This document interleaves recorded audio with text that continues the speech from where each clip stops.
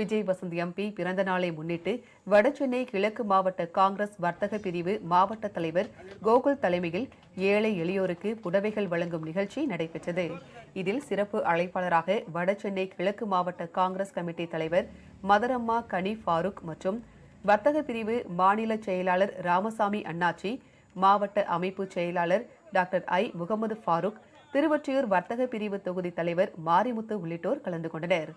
மாநில நிர்வாகிகள் கொண்டல்தாஸ், திருவொற்றியூர் வர்த்தக பிரிவு தொகுதி தலைவர் மாரிமுத்து, மூத்த நிர்வாகிகள் சின்னையா, கருணாகரன், சந்திரகுமார், பாபு, ஜீவானந்தம் உட்பட பலர் பங்கேற்றனர்.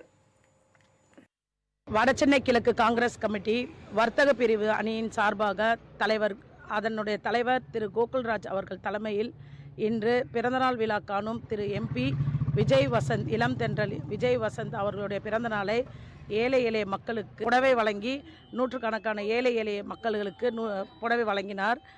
இதனை தலைமை தாங்கி செயல் தலைவர் திரு எம்ஜி ராமசாமி தலைமையில் இன்று விழாவை சிறப்பாக நாங்கள் அனைவரும் கொண்டாடினோம்.